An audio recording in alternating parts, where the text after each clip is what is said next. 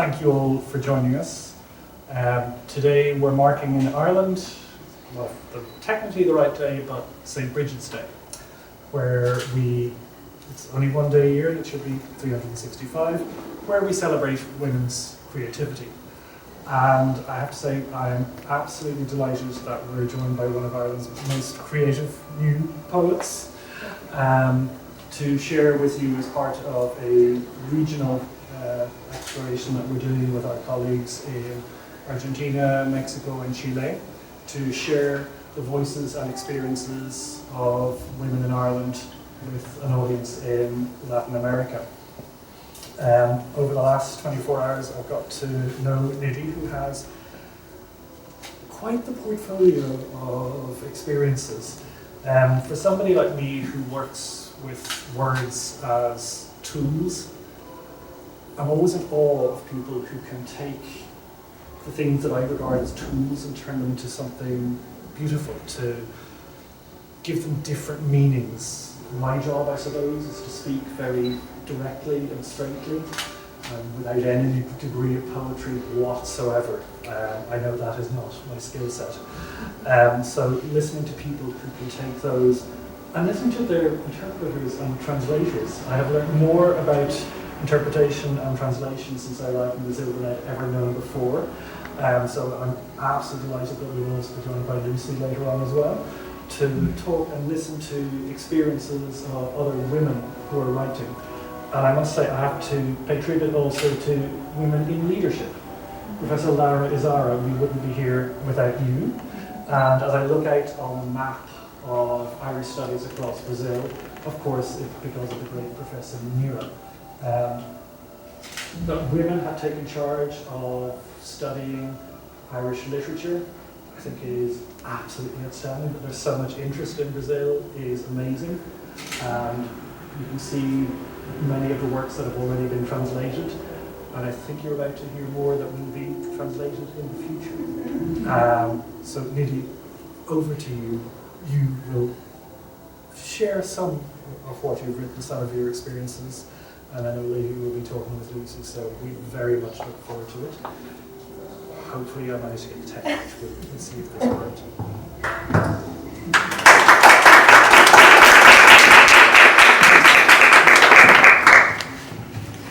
Thank you so much, Robert, and thank you, Dr. Zara, for inviting me here. And it's really lovely to be with all of you. It's just such a treat for me to be here. I was last here 10 years ago in Sao Paulo in Rio de Janeiro, and I just felt, I grew up in India, a part of my childhood, and I felt such a connection as soon as we landed, just the colours and the vibrancy and the people and the music and the culture. So yeah, it's really brilliant to be back here. Thank you to the Consulate General of Sao Paulo, Ireland, Sao Paulo, for having me. And it's really lovely to be celebrating Brigid's Day, I think, so far away from home. I was really honoured to be asked to come to represent Ireland for this day in particular. It means a lot to me to have, women's achievements and creativity celebrated in this way, and to be marked as a public holiday. I think it's the start of lots of the things to come. So it's really, it's a pleasure for me to be here, and thank you all for coming. So we'll open with a poem which is dedicated to Brigid. Brigid, as you may know, is a saint, but she's also considered a goddess of sort of pre-Christian Ireland, and she's associated with poetry and healing and blacksmithing and domesticated animals. And in an old sort of text, a scripture written by Christian monks in the 9th century, they say that Brigid was the goddess who poets adored. So I wrote this poem a few years ago for Brigid's Day, and it really draws on various myths that are associated with Brigid. So she was connected with a few different miracles over her lifetime, and some of these were multiplying food or bestowing cattle and sheep for controlling the weather or healing illnesses, and she's very linked with fire and ceremonies using fire. So Imbolc, which is the title of the poem, it means in the belly, and this festival, which is also considered a feast day for Brigid, the traditional date is the 1st of February, which is kind of halfway between the winter solstice and the spring equinox, and it was considered a time when ewes, female sheep, would start lactating, so it sort of started the lambing season. So Brigid represents kind of the light half of the year and brings people from the dark season of winter into the bright months of spring. So this is called Imbolc.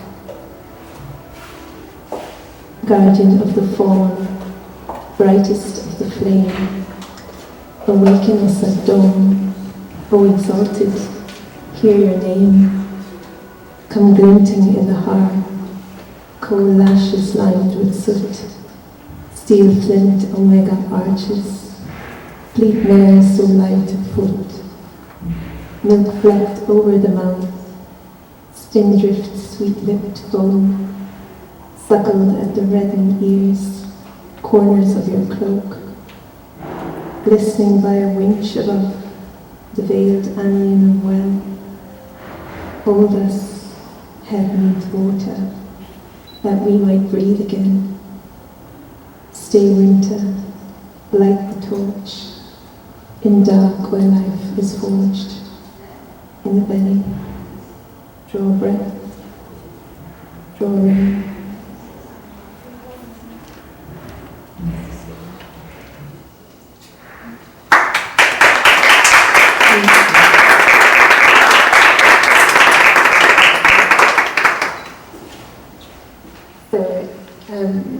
As this is the W.B. Yeats chair, and Laura is the W.B. Yeats chair of our studies, I wanted to read a poem which is sort of a tribute to Yeats, particularly his poem, The Song of Wandering Angus.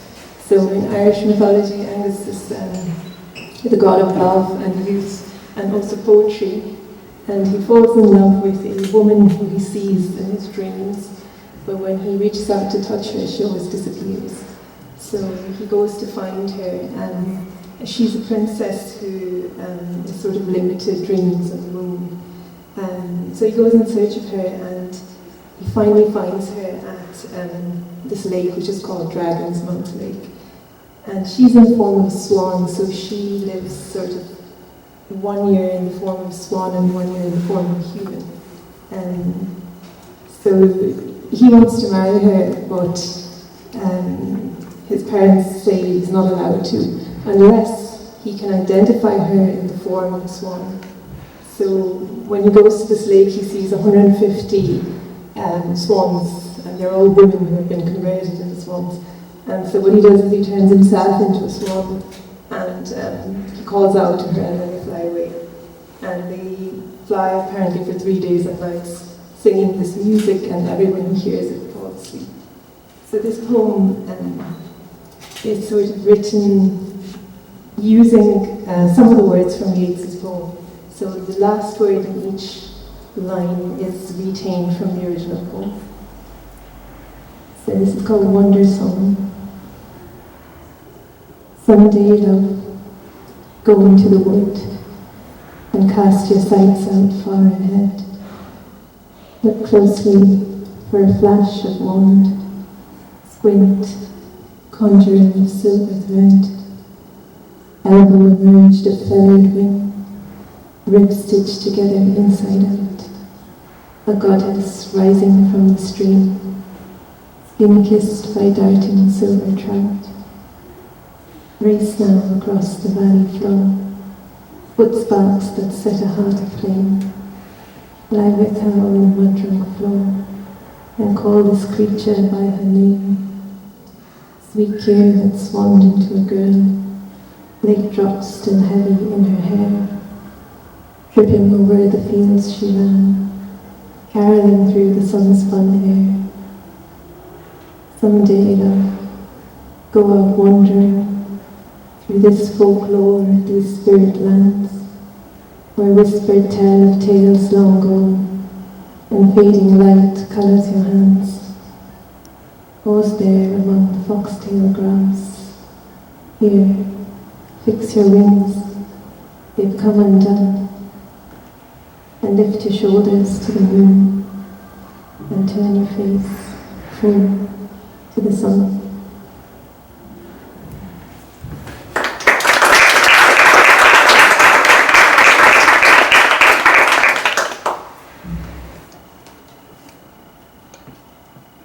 So I'm going to do some poems which are inspired by animals, and that are quite symbolic in my work, particularly birds and horses and animals that sort of, I suppose, are never fully tamed by humans. They always have this freedom that we can't seem to take away from them. And in my first book, which is called Auguries of Minor God, the bird is quite central. So an augury is sort of an ancient method that people used for divining what was going to happen, particularly in wars or certain situations where they had to make decisions for a country. They'd look at the flight of the birds, and they'd use that to sort of predict what was going to happen in the future. So this poem is called What Birds Plunge Through Is Not the Intimate Space, and the title is from a poem by the German poet Rainer Maria Rilke. And this poem is written in the form of a collage. It's called a cento, which is an Italian form of verse, and it takes lines from different poems and different poets and combines them to form a new poem. So this is, it contains poets lines from Seamus Heaney and Eamon Boland and Wendell Berry, and lots of poets who have been quite formative for me. So this is also a tribute to them. What birds plunge through is not the intimate space. She can't believe this jag-wicked majesty really wants a piece of her. Creature stealing up, rising like a black and leafy ledge into the honey-bearing chaos of high summer. Everyone's voice was suddenly lifted. Oh, but everyone was a bird. But it isn't a bird. It's a man in a bird suit, a song inside him, blue, shoulders instead of feathers. There's a sky teeming with winged things, birds with fiery plumage running wildly across the white orchards and dark green fields, on and out of sight. A stand of white pines, individual flames against the masonry of black smoke, the day-blind stars waiting with their light. Stillness falls like a cloud. Suddenly she puts out her wing, the whole, full, flirtatious span of it. Blackbird, my lord, as nothing will hurt you. I'll sing as I love.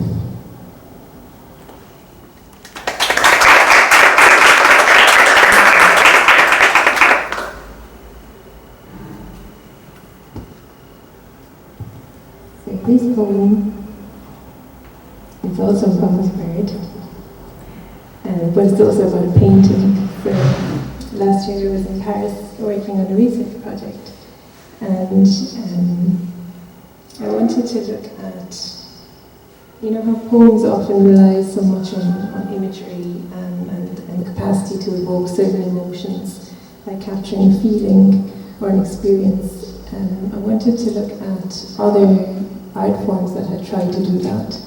And I worked a lot with impressionist painters who, I suppose in a way, tried to do that through the visual arts. You know, they wanted to capture sort of the feeling of a landscape and transmit that to somebody. So they weren't necessarily worried about the accuracy or the precision of what they were painting. They wanted more to create an experience for the viewer.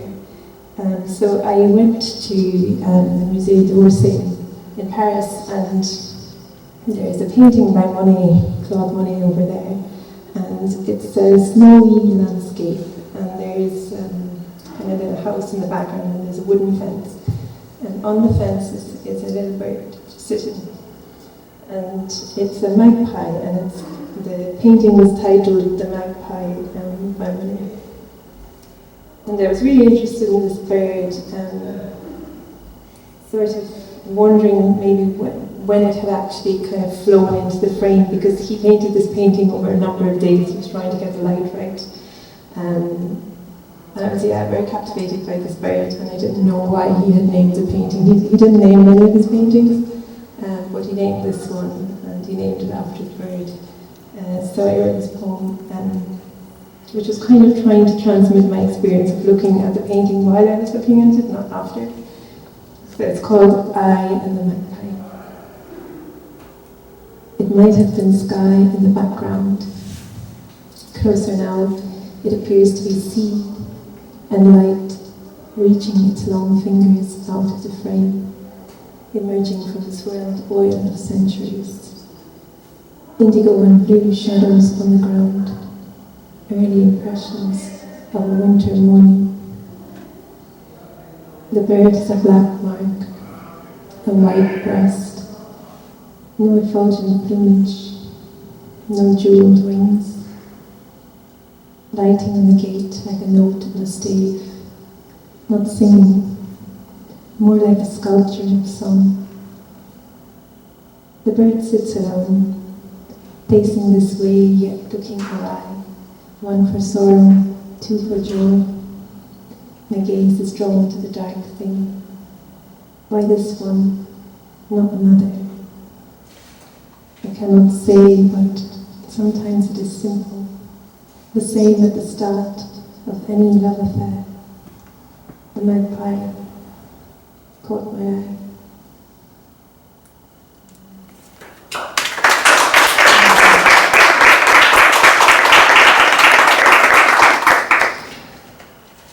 I wanted to read this poem because it has a connection to Brazil.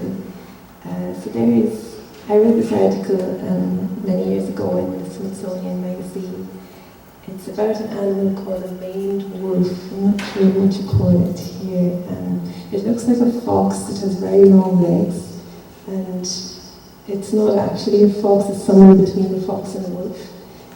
But there is a researcher in Brazil, Rosana de Moraes, and she studied them for 20 or 25 years, and they're very secretive animals, so you can't actually tell what they're feeling because they hide it really well.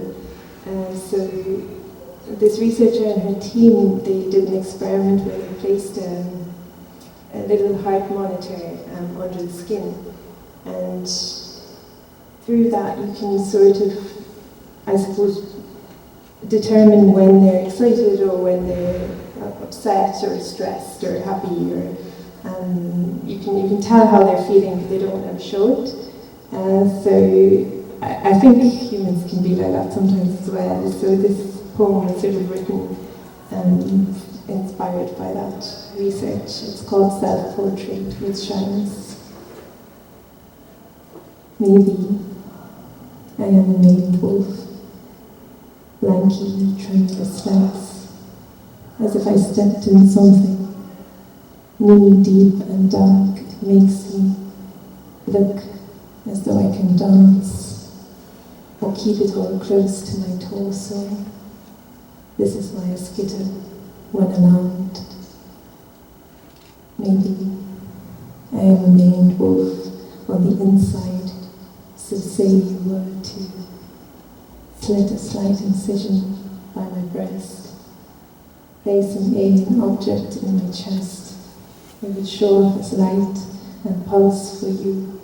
My heart, watch it still, thrill now when it senses you near. For the rhythm that it makes is yours. How it swells in my belly, how I sing.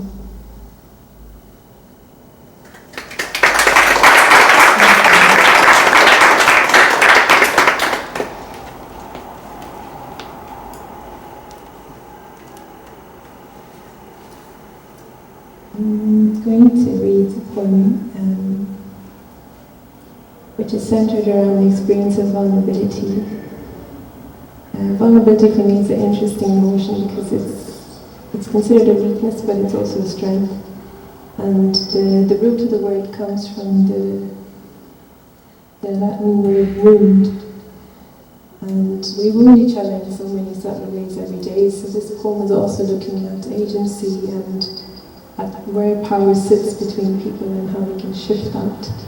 And the horse is present in this poem as a symbolic and a physical presence. Many times I find that we can't really talk about an experience directly, especially if it's overwhelming or distressing.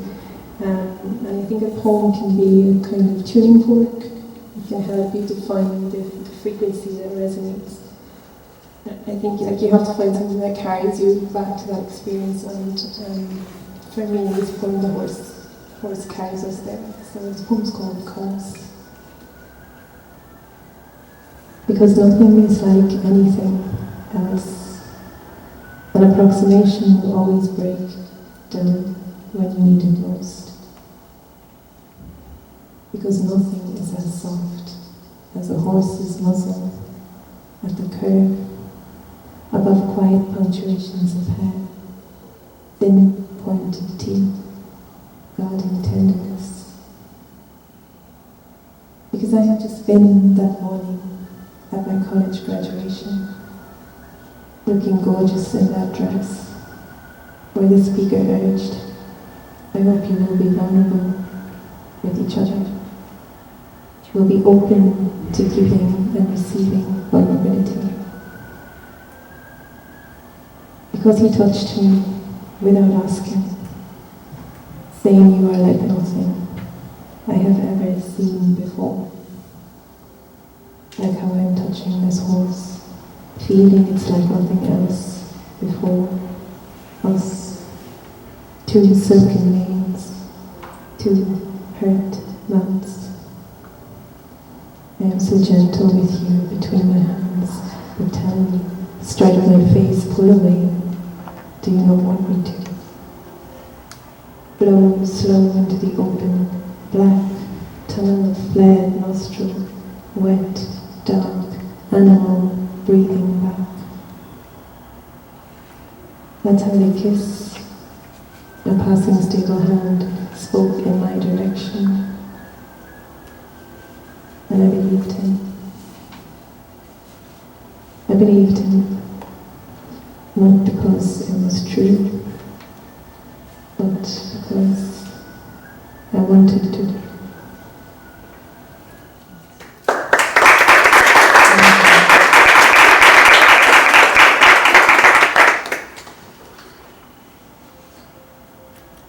So I might read just a few poems from a new collection I've been working on recently, which is structured around the shadow and the concept of the shadow as this sort of mythological name for everything inside us that we cannot directly know. In Celtic culture, this figure is often described as the Cailleach, or this old woman of winter. And in psychology, I suppose it would be described as a hidden energy that is sort of projected onto others, the darkness within us that we don't accept as part of ourselves. So these poems are sort of looking at that, and I'm doing this experiment where I'm writing them all in the dark, in the night. So I read you one called The Object of Beauty.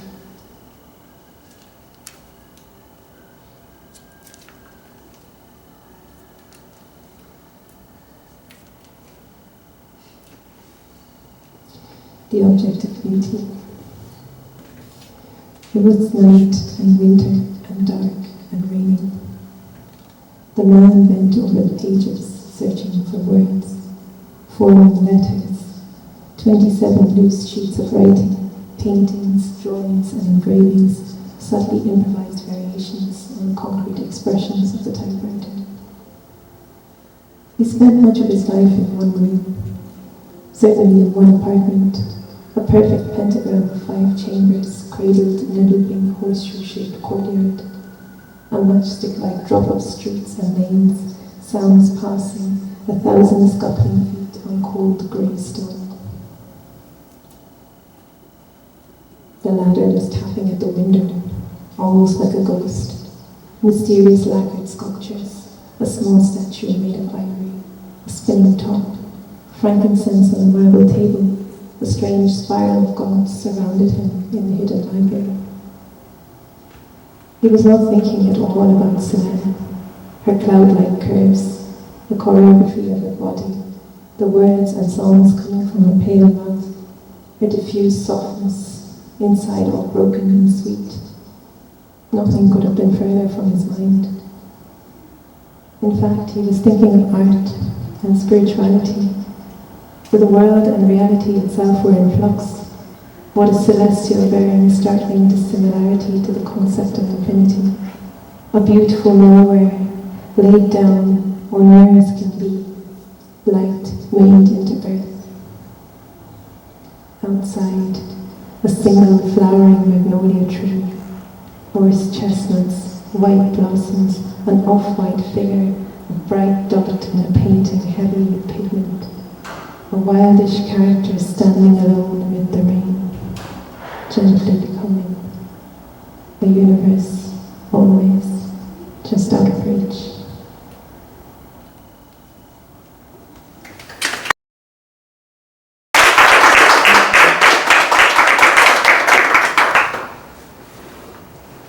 I'm going to do one more poem, and then I think we're going to have a little bit of conversation. I'll do one more just to end.